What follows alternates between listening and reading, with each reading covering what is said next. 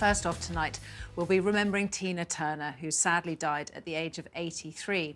Her representative confirmed the news that the Queen of Rock and Roll died peacefully earlier today near Zurich in Switzerland after a long illness, adding, with her, the world loses a music legend and a role model.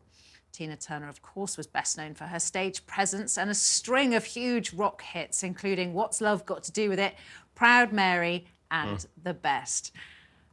And it's such a cliche, everybody saying tonight she was the best, she was simply the best. But she really was the best. And Afia, I know you've been shedding some tears tonight, and I don't want to make you cry again, but you are an uber fan of Tina Turner. A huge fan. I saw her when I was younger with my dad, when she toured around Europe in the early 90s, and she was just so iconic, so incredible. Someone who turned her career around when she was 40, you know, she started all over again. I think people forget that. Yeah. And, you know, she had such a hard introduction into the industry, you know, touring with Ike Turner and everything that happened with him. And, you know, she wasn't supposed to succeed in the way she did. She wasn't supposed to be the queen of rock and roll. She went into a genre of music where there was no other black women. Nobody else was doing it. Real trailblazer. She was a genuine trailblazer, touring up until her early 70s.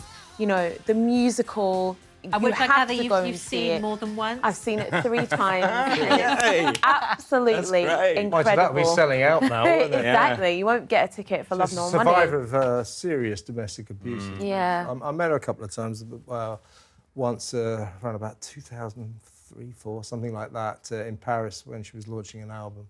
She gave a sort of exclusive little performance at the Buddha Club there, and then I went for dinner with her and about 3 of her managers, and she was a nice lady.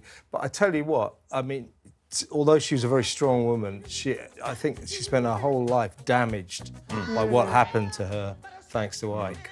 But also her stage presence. I saw her a few times. I saw her in Vegas, actually. And her stage presence, the fact that she commanded any auditorium she was in. And the way she would go from exactly. And her range as well. Yeah. She had the most incredible range. And I saw her with Elton John as well. I mean, just an extraordinary woman, a great vocalist and a real legend, actually. And she was very young, relatively young, too. I mean, I hadn't realised she was actually as old as she was when she passed away, because she's, in my mind, she is almost timeless, you know, completely ageless. That voice, it didn't fade, you know, clearly she got out before it faded. And those pieces, you just still listen to them. It takes you right back to where you were in the 90s when, you know, soundtrack to some the of 80s. my youth. You're not old enough. No. And I know lots of people have been tweeting and sending messages. I was just looking, and Mick Jagger's just been tweeting saying that she was so wonderful to him when he was just starting off in the industry. And you think, my goodness, when Mick Jagger was just starting, somebody like Tina Turner was looking out for him. And I think the White House had been talking about him. So this is obviously going to be all over the papers. It just felt like she never faded, though, didn't it? Absolutely. You know, whatever her image was so well managed that never faded away. Yeah. She kept her voice as well. That was exactly.